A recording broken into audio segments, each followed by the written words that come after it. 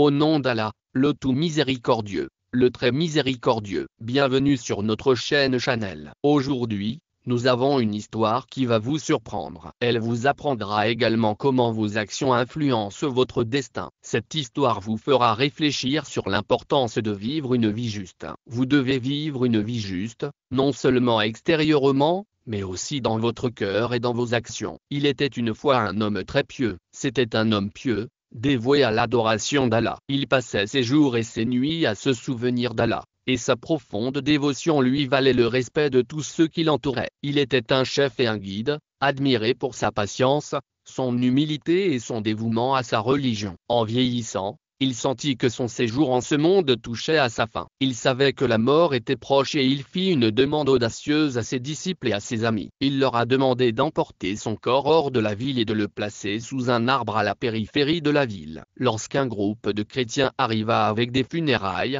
il exigea qu'ils échangent son cercueil avec le leur et qu'ils ramènent leurs défunts avec eux. Avant de mourir, il a fait une étrange demande à ses disciples et à ses amis. Il leur dit, « Quand je mourrai, mettez mon corps dans un cercueil et emmenez-le hors de la ville. Laissez-le sous un arbre à la périphérie de la ville. Lorsqu'un groupe de chrétiens arrivera avec des funérailles, échangez mon cercueil avec le leur. Donnez-leur mon corps et ramenez leurs défunts avec vous. » Tout le monde était confus et choqué par cette demande. La demande était choquante. Comment quelqu'un d'aussi pieux, qui avait servi Allah toute sa vie, pouvait-il vouloir être enterré dans un cimetière chrétien? Et pourquoi voudrait-il apporter le corps d'un chrétien pour qu'il soit enterré dans un cimetière musulman? Ils demandèrent directement à l'homme, « Pourquoi nous demandez-vous de faire cela? Pourquoi nous demandez-vous de faire cela? Que se passera-t-il si nous suivons votre demande? Les chrétiens prendront mon corps et m'enterreront dans leur cimetière selon leur coutume, tandis que vous amènerez le corps du chrétien et l'enterrerez dans le cimetière musulman selon les coutumes islamiques. » Cela rend les choses encore plus confuses. Pourquoi un musulman dévot choisirait-il d'être enterré par des chrétiens? Et pourquoi le corps d'un chrétien serait-il transporté dans un cimetière musulman lorsque les gens lui ont demandé plus de détails? L'homme a répondu, « Je ne peux pas vous révéler la raison maintenant. Si je vous le dis,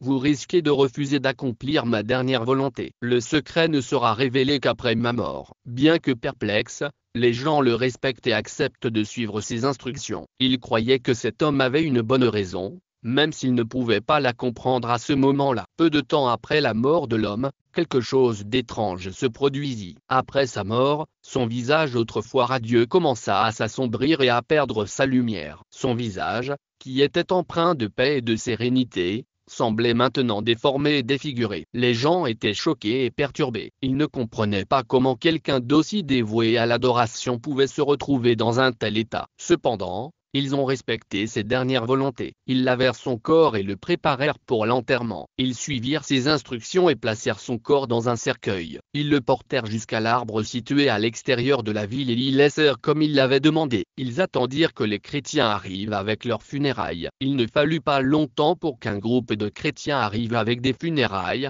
comme l'avait prédit l'homme pieux. Les musulmans échangèrent leur cercueil avec les chrétiens, leur remettant le corps de leur chef et prenant le leur. Les musulmans, toujours perplexes, demandèrent la raison de cet étrange arrangement. Les chrétiens ont rapidement répondu qu'ils connaissaient la raison. Ils ont alors expliqué que le corps qu'ils avaient remis appartenait à un prêtre. Ce prêtre était décédé récemment, mais avant sa mort, il avait fait une demande très similaire. Les chrétiens ont dit à leur peuple, « Quand je mourrai, échangez mon corps avec le cercueil du prédicateur musulman qui sera enterré sous l'arbre. » Les musulmans sont choqués. Comment les deux hommes pouvaient-ils faire des demandes aussi inhabituelles? Quel était le lien entre eux? Les chrétiens ont alors raconté ce que leur prêtre leur avait dit avant sa mort. Le prêtre avait expliqué que le prédicateur musulman qui avait passé toute sa vie à servir l'islam mourait en tant que chrétien, et que moi, qui avais vécu toute ma vie en tant que chrétien, je mourrai en tant que musulman. Les musulmans ont été encore plus surpris. Comment un prédicateur musulman qui avait passé sa vie à adorer Allah pouvait-il mourir en tant que chrétien? Comment un prêtre chrétien qui avait suivi le christianisme toute sa vie pouvait-il mourir en tant que musulman? Les chrétiens ont expliqué que lorsqu'il avait posé la même question à leur prêtre,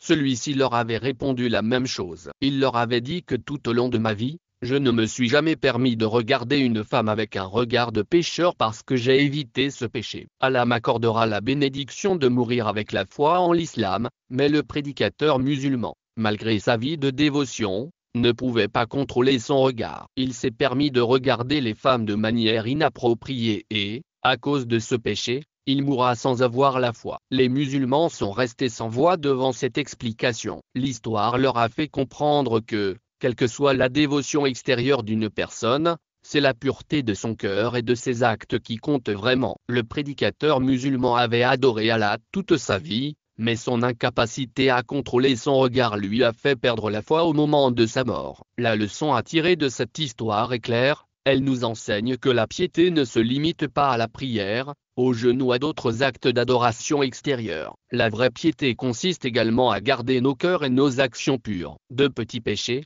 comme regarder quelqu'un avec un regard pécheur, peuvent avoir des conséquences importantes. Si nous ne cherchons pas le pardon et ne changeons pas notre comportement, nous devrons faire face aux conséquences de nos actes. L'islam nous enseigne à contrôler nos désirs, nos pensées et nos actions. Cette histoire nous rappelle que nous devons être conscients de nos actes et des conséquences de nos péchés. La piété ne se limite pas à la prière, au jeûne ou à d'autres actes d'adoration extérieure. La vraie piété consiste également à garder nos cœurs et nos actions pures. De petits péchés, comme regarder quelqu'un avec un regard pécheur, peuvent avoir des conséquences importantes. L'islam nous enseigne à contrôler nos désirs, nos pensées et nos actions. Cette histoire nous rappelle qu'il faut être attentif à chaque aspect de notre vie, qui est important pour Allah. Il sait ce que nous faisons et ce qu'il y a dans nos cœurs. Nous devons nous purifier de l'intérieur et demander pardon à Allah pour toute erreur, petite ou grande. Nous prions Allah de nous guider et de nous protéger contre les péchés, en particulier ceux que nous pouvons négliger ou considérer comme sans importance.